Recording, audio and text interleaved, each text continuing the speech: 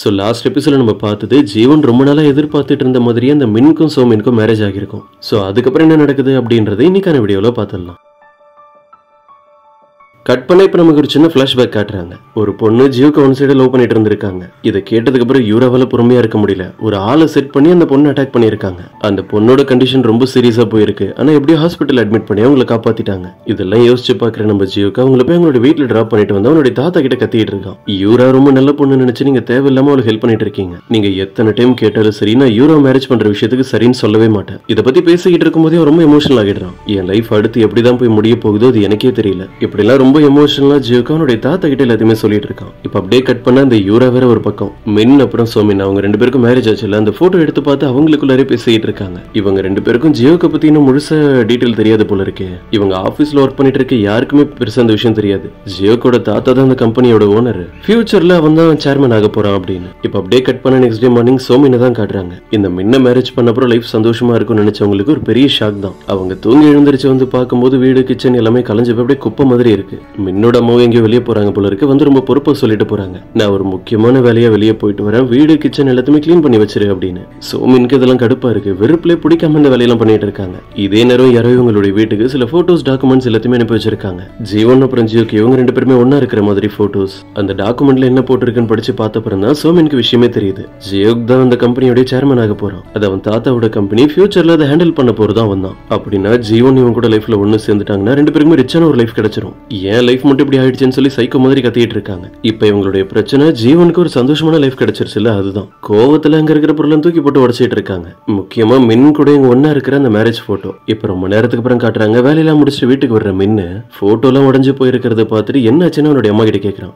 எனக்கும் தெரியல, உன் ஒய்ஃப் தான் கோவத்துல இதெல்லாம் தூக்கி போட்டு உடச்சிட்டா. அதுக்கப்புறம் இவனு ரூம்ல தனியா உட்கார்ந்து இருக்க சோமின் கிட்ட போய் என்ன பிரச்சனை என்னாச்சுன்னு கேட்க அவங்க அந்த போட்டோஸ் டாக்குமெண்ட்ஸ் எல்லாத்தையுமே எடுத்து காட்டுறாங்க. அதை படிச்சு பார்த்தது இவனுக்கு விஷயம் தெரிஞ்சிருது. மின் எனக்கு என்னவோ ஜீவன் எல்லாத்தையும் பிளான் பண்ணி பண்ற மாதிரி தோணுது. அவ பண்ண வேலையால தான் நான் சரியா வேற எதை பத்தி யோசிக்காம உடனே உன்னை மேரேஜ் பண்ணிட்டேன். ஆனா ஜீவனுக்கு எப்படிப்பட்ட ஒரு ரிச்சான லைஃப் கிடைச்சிருக்கு பாரு. நான் ஒரு விஷயம் யோசிச்சு வச்சிருக்கேன், நீ நிறைய பணத்தை திரும்ப கட்ட வேண்டியது இருக்குல்ல வாங்கின கடனுக்கு.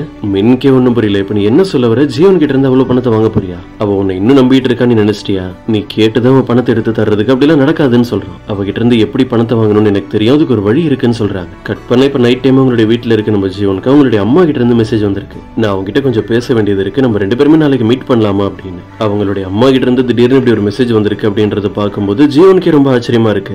அடுத்த நாள் அவங்களுடைய அம்மா வர சொல்லியிருந்த அந்த இடத்துக்கு போய் அவங்க மீட் பண்ணி பேச ஆரம்பிக்கிறாங்க. ஜீவன் உன்னை பார்த்து எவ்வளவு நாள் ஆச்சு, இப்ப நீ ரொம்ப அழகா மாறிட்டேன்னு நைஸா பேசிக்கிட்டு இருக்காங்க. நான் பண்ணது தப்பு தான் எனக்கே தெரியும். உன்னையும் உன்னுடைய அப்பாவையும் அப்படியே விட்டுட்டு நான் போயிருக்க கூடாது. ஆனா என்னோட நிலைமையில இருந்து நீ கொஞ்சம் யோசிச்சு பாரு. எனக்கு நான் இப்ப வாழ்ந்துட்டு இருந்த அந்த லைஃப் பிடிக்கவே இல்லை. அதனாலதான் எனக்கு பிடிச்ச ஒரு பர்சனை தேடி நான் போயிட்டேன். நான் உன்னை மீட் பண்ணணும் அப்படின்னு நிறைய டைம் ட்ரை பண்ணியிருக்கேன். ஆனா உன்னோட அப்பா தான் என்ன அப்படிலாம் பண்ண விடாம தடுத்துக்கிட்டே இருந்தாரு. அவரோட ஃபியூனரலுக்கு கூட நான் வந்தா எப்படி உன்னை சமாதானப்படுத்துறதுன்னு எனக்கு தெரியல. நான் உன்னை ரொம்ப மிஸ் பண்ணேன்னு சொல்லிட்டு இருக்காங்க. இதெல்லாம் கேட்கும்போது ஜீவனுக்கு என்ன சொல்றதுனே தெரியல. என்னோட அப்பா உயிரோட இருக்கிற வரைக்கும் நான் நல்லா பாத்துக்கிட்டாரு. என்ன இருந்தாலும் ஒரு அம்மாவோட சப்போர்ட் எனக்கு என் லைஃப்ல கிடைக்காமலே போயிடுச்சு. மத்தவங்க கிட்ட நான் எப்படி பழகணும், யார் எனக்கு உண்மையா இருக்காங்க, இதெல்லாம் தெரிஞ்சுக்கிறதுக்கு எனக்கு சான்ஸே கிடைக்கல. இப்படி அவங்க ஃபேஸ் பண்ண எல்லா பிரச்சனையும் ஜீவன் அவங்களுடைய அம்மா கிட்ட சொல்லி முடிச்சுட்டு நாளைக்கு நம்ம ரெண்டு பேரும் இதே மாதிரி மீட் பண்ணி வெளியே நிறைய இடத்துக்கு போயிட்டு வரலாம்னு ஜீவன் சொல்றாங்க. அடுத்த நாள் அவங்களுடைய அம்மாவை மீட் பண்ணி ஷாப்பிங்காக வெளியே கூப்பிட்டு போறாங்க. அவங்களோட ஞாபகமா போட்டோஸ் எடுத்துக்கிறது, அவங்க ஆசைப்பட்ட மாதிரியே காஸ்ட்லியான ஹேண்ட்பேக் நெக்லஸ்னு எல்லாத்தையுமே வாங்கி தராங்க. இது எல்லாத்தையுமே அவங்களுடைய பொண்ணு வாங்கி தராங்க அப்படின்ற ஆர்வத்துல தெரியாதனமா ஜீவனோட அம்மா உண்மையை உளறிடுறாங்க. நீ உன் லைஃப்ல இப்ப ரொம்ப சந்தோஷமா இருக்க, ஒரு ரிச்சான பர்சன் லவ் பண்ற போல இருக்கு, தெரியாம உண்மையை உளறிட்டமே அவங்க யோசிச்சுட்டு இருக்கும்போது ஜீவன் அப்பதான் சொல்றாங்க, நீங்க என்ன விஷயமா நான் மீட் பண்றதுக்காக வந்திருக்கீங்க, இங்க என்ன நடந்துகிட்டு இருக்குன்னு எல்லாமே எனக்கு தெரியும். என்னோட அப்பா இறந்ததுக்கு அப்புறம் நானே தனியா ஒரு நல்ல காலேஜ்ல ஜாயின் பண்ணி படிச்சேன். அப்புறம் ஒரு பெஸ்டான ஜாப் கிடைச்சது. இப்படி நான் என்னோட லைஃப்ல கஷ்டப்பட்டது எதுவுமே உங்களுக்கு தெரியாது. இப்ப நான் ஒரு ரிச்சான பர்சன் லவ் பண்ணிட்டு இருக்கேன் அப்படின்னு இன்ஃபர்மேஷன் கிடைச்சது, என்ன தேடி வந்திருக்கீங்க. ஆக்சுவலா சோமின் தான் ஜீவனுடைய அம்மா கிட்ட இந்த மாதிரி டீடைல்ஸ் எல்லாம் கொடுத்து அவங்க இப்படி எல்லாம் பண்ண சொன்னது. இவங்களை வச்சு எமோஷனலா பேசி இவங்க பணம் கேட்டாங்கன்னா ஜீவன் உடனே தந்துடுவாங்கல்ல, அதுக்காக தான். ஜீவன் நீ என்ன சொல்றீங்க, என்ன நடந்துகிட்டு இருக்குன்னு எல்லாமே உனக்கு தெரியும், அப்புறம் எதுக்கு என்கிட்ட நல்லா பேசிட்டு இருந்தேன், எனக்கு தேவையானதெல்லாம் கூட வாங்கி தந்த.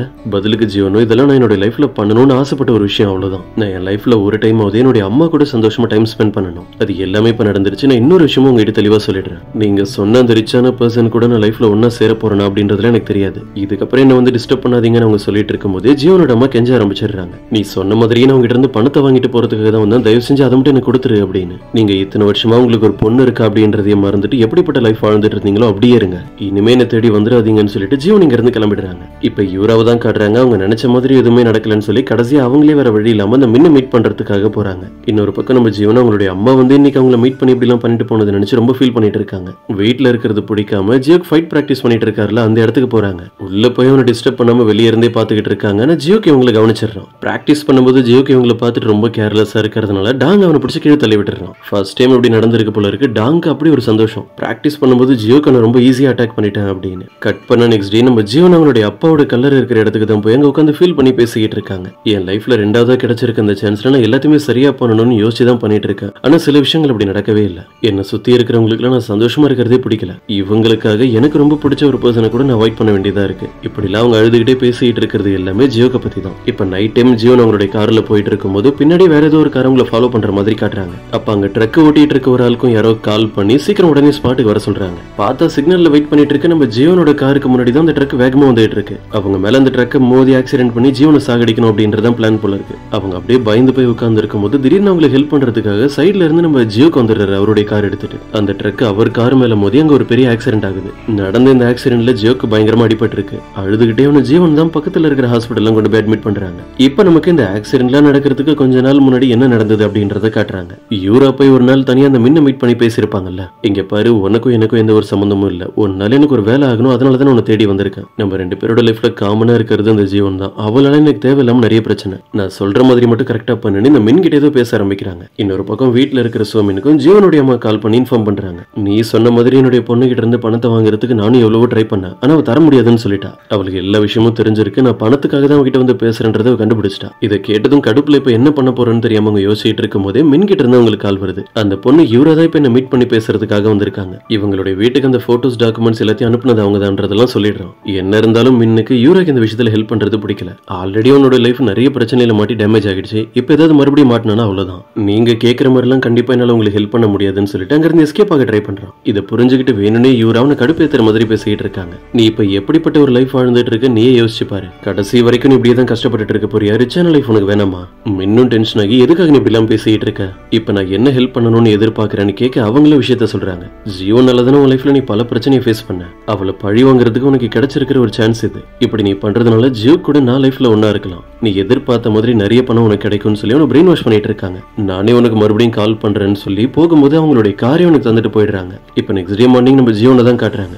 லிஃப்ட்ல அவங்க வெயிட் பண்ணிட்டு இருக்கும்போது ஒர்க் விஷயமா யார்கிட்டயே போன்ல பேசிட்டு இருக்காங்க. முன்ன அப்படியே சைலண்டா உள்ள என்டர் ஆகிறான். லிஃப்ட் மூவ் ஆக ஆரம்பிச்சதுமே பிரச்சனை. ஜீவன் அப்படியே வேகமா பிடிச்சி அவங்கள மிரட்டுற மாதிரி பேசிட்டு இருக்கான். நீ என்ன யோசிக்கிற, என்ன பண்ணிட்டு இருக்க, எதுவுமே எனக்கு புரியல. ஜியோக் தான் இந்த கம்பெனியோட ஓனர்னு உனக்கு தெரிஞ்சதுனால தான் நீ டேட் பண்ணிட்டு இருக்கியா? உனக்கு எப்படி இந்த விஷயம் ஃபர்ஸ்ட் தெரிஞ்சது? அப்ப இப்படி ஒரு விஷயம் இருக்குன்னு உனக்கு தெரிஞ்சதுனால தான் நீ வேணும்னே என்னுடைய அம்மா முன்னாடி அப்படி எல்லாம் நடந்துகிட்ட. உன் மேல உங்களுக்கு எந்த ஒரு இன்ட்ரெஸ்டும் வராத மாதிரி பண்ணது பிளான் பண்ணி எல்லாரும் முன்னாடியுமே நான் அவமானப்படுத்திட்டேன். இவன் மேல பயங்கர கடுப்புல இருக்க ஜீவன் இவனுக்கு ஒரே கிக்கு, இவன் போய் கீழே விழுந்துடுறான். நீ பண்ண ஒரு பெரிய தப்ப மறந்துட்டு நீ நல்லவன் நினைச்சு பேசிட்டு இருக்க. நீ சோமின் கூட தப்பான அஃபேர்ல இருந்ததுனால தான் நான் வேணும்னே இப்படிப்பட்ட காரணத்தெல்லாம் உருவாக்கி உன்னை விட்டு பிரிஞ்சேன். இதுக்கு மேல நீ இப்படி எல்லாம் என்கிட்ட வந்து நடந்துகிட்டா அவ்வளவுதான் சொல்லி அவனை வார்ன் பண்ணிட்டு அங்க இருந்து போறாங்க.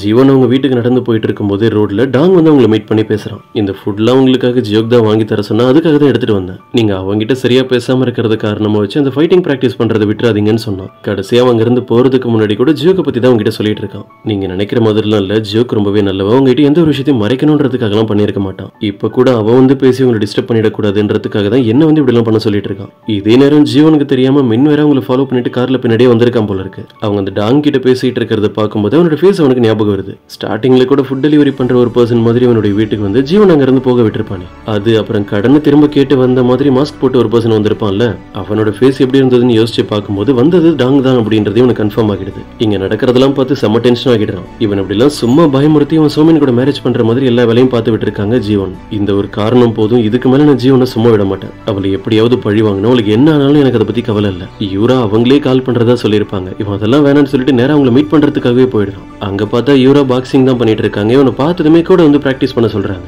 உடனே முன்ன இல்ல எனக்கு இந்த மாதிரி வயலன்ஸ் எல்லாம் பிடிக்காதுன்னு சொல்ல, நான் சொல்ல போற வேலையை பண்ணுவேன் அப்படின்றத முடிவு பண்ணிட்டு தானே மீட் பண்றதுக்காக வந்திருக்க.